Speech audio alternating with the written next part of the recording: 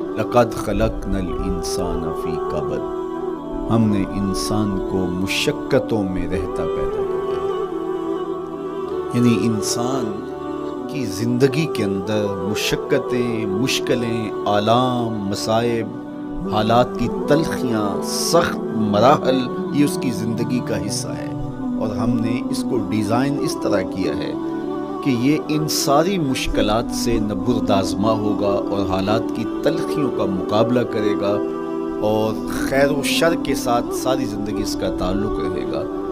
تو یہ اگر سخت جان ہوا تو زندگی میں کامیاب اور بامراد ہوا، اور اگر یہ کمزور ہوا تو پیچھے رہ جائے گا۔ اور اس کے لیے جو قسمیں کی ہیں وہ 3 ہیں۔ قسم کا اور جواب قسم کا تعلق ہوتا ہے، یعنی جس پہ قسم کی جا رہی ہے تو جو قسم کی جا رہی ہے اس کا کوئی آپس میں تعلق ہوگا۔ جب پھولوں کا ذکر کریں گے تو پھر اس کے متعلقات ہی بعد میں بیان کریں گے۔ کسی نے کہا تھا جنگل میں کوئی مے خار مرا ہے، جنگل میں کوئی مے خار مرا ہے، اسے انگور کے پتوں کا کفن دو۔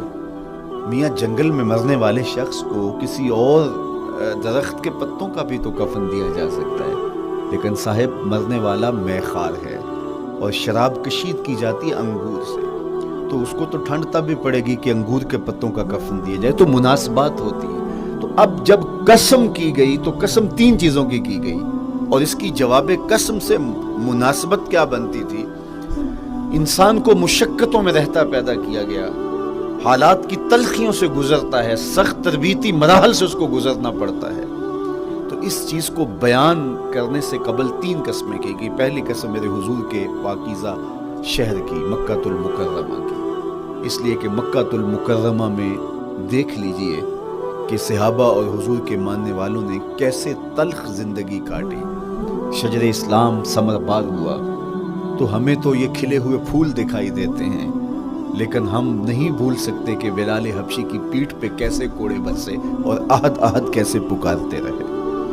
تو ہم اس منظر کو دیکھیں، مکہ کے ان حالات کو دیکھیں، تو اس لیے قسم کی مکے کی، اور پھر حضرت ابراہیم علیہ السلام کی قسم کی، چونکہ حضرت ابراہیم نے جس قدر اذیتوں سے گزر کر کے، مصائب آلام کا سامنا کر کے، حالات کی تلخیوں کا مقابلہ کر کے اپنا راستہ بنایا اور اپنے رب کی رضا